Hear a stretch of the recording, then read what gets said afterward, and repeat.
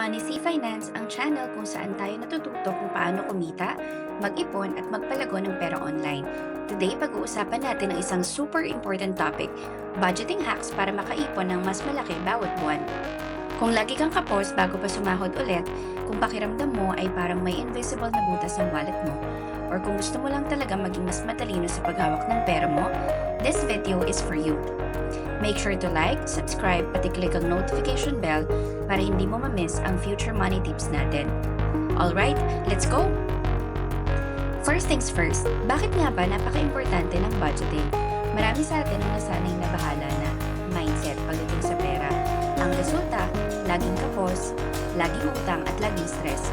Pero kung marunong ka mag-budget, magkakaroon ka ng control sa perang kinikita mo, mas malinaw na financial goals, less stress dahil alam mo kung saan napupunta ang pera mo, at more savings and investments para sa future mo.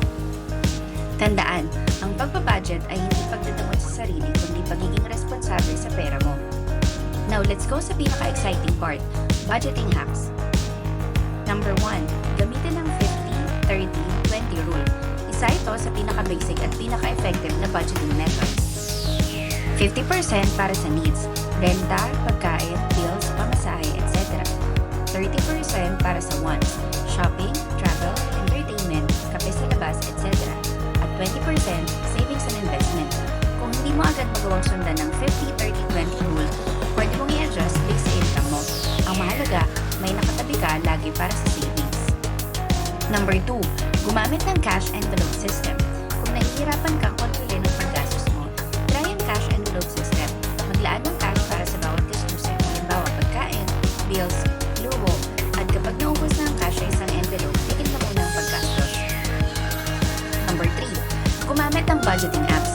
Kung masayang ka sa digital tracking, maraming free budgeting apps na pwede mong gamitin tulad ng Mint, Gcash, Maya, budget tracking. Number 4, mag-no-spend challenge. Subukan ang no-spend challenge.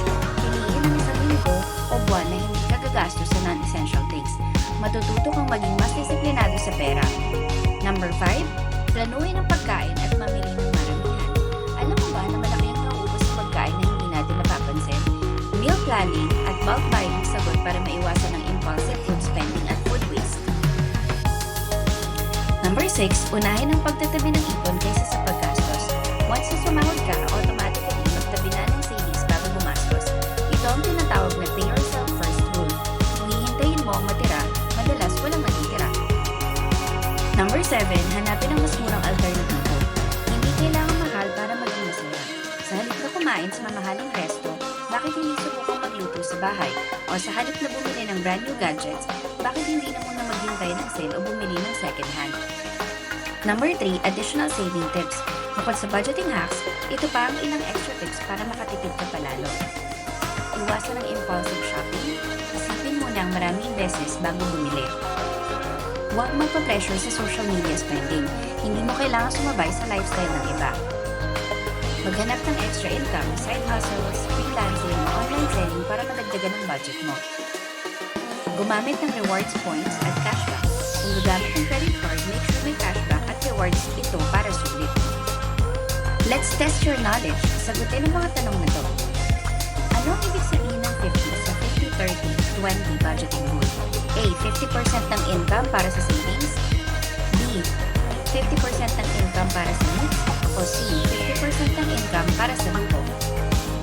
Ano ang tawag sa paraan ng pagbabudget gamit ang iba't ibang software para sa gastusin? A. Savings first system. B. Pay yourself first. O C. Cash envelope system.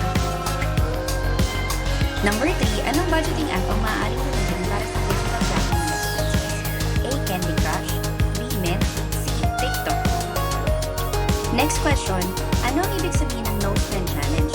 A. Paggastos sa kahit anong gusto mo. B. Pagtitipid sa loob ng itinakdang panahon. O C. Pagtaas ng budget para sa wants.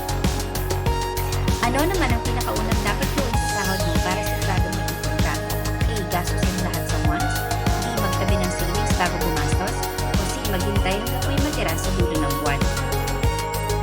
Kung may natututunan ka today, don't forget to like, share, and subscribe sa Money C Finance. I-comment mo lang sa baba kung ano ang pinaka-favorite mong budgeting hack. Marami pa tayong pag-uusapan tungkol sa pera, kaya stay tuned. Maraming salamat ka finance at tandaan, ang tamang budget